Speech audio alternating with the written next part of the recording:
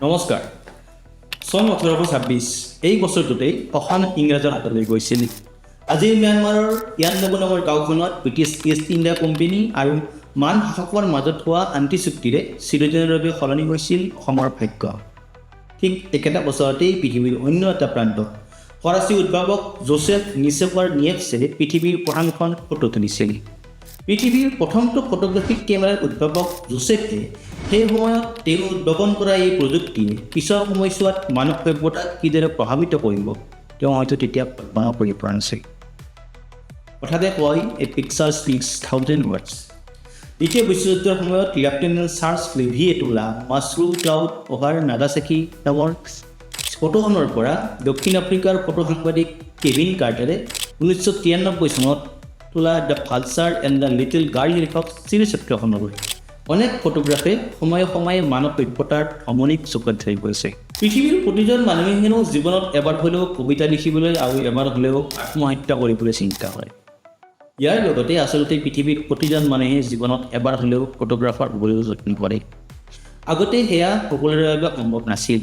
পিছে মোবাইল ফোনত কেমেৰা সংযোগ হোৱাৰ পৰা মানুহৰ মনৰ এই সুপ্ত বাসনাৰ মহা উদ্গীৰণ ঘটিল। ইণ্টাৰনেটত পোৱা তথ্য অনুসৰি প্ৰায় 2000 চনত কেমেৰা থকা মোবাইল ফোন প্ৰথম বজাৰলৈ আহিছিল। বৰ্তমান পৰিস্থিতি এনে পৰ্যায় পাইছেগৈ যে কেমেৰাৰ কোৱালিটিৰ ওপৰত ভিত্তি কৰিয়ে এটা মোবাইলৰ দাম নিৰ্ধাৰণ হয়।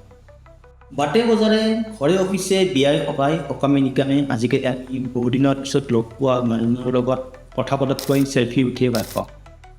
অলপ জনপ্ৰিয় মানুহৰ ক্ষেত্ৰতো কথাই নাই। তেনে মানুহ যিফালেই যায় সিফালে অজস্ৰ চেলফি কেমেৰা ফিল্ড আহে। আপুনি ফটো উঠি ভাল পায় বা ফটো উঠাইও ভাল পায়। ফটো এখন মাৰি মোবাইলত সংৰক্ষণ কৰি ৰখালৈকে ঠিকেই আছে, কিন্তু সেইখন ছ'চিয়েল মিডিয়াত দিয়াৰ আগতে সাৱধান। বিশেষকৈ যদিহে আপোনাৰ ছ'চিয়েল মিডিয়াত প্ৰতিটো কথাত মন্তব্য দি নিজক সৰ্বজান্তা বুলি জাহিৰ কৰাৰ অভ্যাস আছে। আজি আপুনি মহা আনন্দেৰে কোনো প্ৰখ্যাত মানুহৰ লগত এখন ফটো উঠিছে, কোনোবাজন প্ৰখ্যাত সাংস্কৃতিক কৰ্মী, কোনোবাজন আকৌ বিশিষ্ট সমাজকৰ্মী, কোনোবাজন আকৌ বিশিষ্ট নেতা, আপুনি তেওঁলোকৰ লগত ফটো উঠিছে আৰু ফেচবুকত দিছে যাতে ৰাইজে আপোনাৰ সামাজিক প্ৰতিপত্তিৰ বিষয়ে জানিবলৈ পায়। পিছে সময় সদায় একেদৰে নাযায়। আজিৰ কোনোবা সংস্কৃতিৰ ৰক্ষক কাইলৈ সংস্কৃতিৰ ভক্ষক ওলাবও পাৰে। আজিৰ কোনোবা বিশিষ্ট সমাজকৰ্মী দুদিন পিছত দাগী অপৰাধী বুলিও প্ৰমাণ হ'ব পাৰে। বিশেষকৈ যদিহে আপোনাৰ ছ'চিয়েল মিডিয়াত সকলো বিষয়তে মন্তব্য দিয়াৰ অভ্যাস, তেন্তে এই ভিডিঅ' একমাত্ৰ আপোনাৰ বাবে। নিজকে সমাজত বিশিষ্ট প্ৰমাণ কৰিবলৈ আপুনি আন কোনো বিশিষ্টৰ লগত বাটে ঘাটে পাহাৰে কন্দৰে ফটো উঠিছে আৰু ছ'চিয়েল মিডিয়াত দিছে, বহুত ভাল কাম কৰিছে। আপুনি ছ'চিয়েল মিডিয়াৰ সম্পূৰ্ণ সুপ্ৰয়োগ কৰিছে।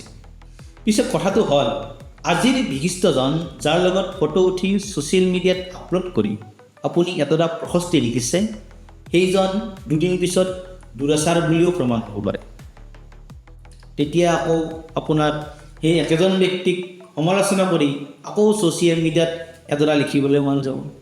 তেওঁৰ বিৰুদ্ধে ছ'চিয়েল মিডিয়াত বিভিন্ন বিতৰ্ক কৰিবলৈ মন যাব।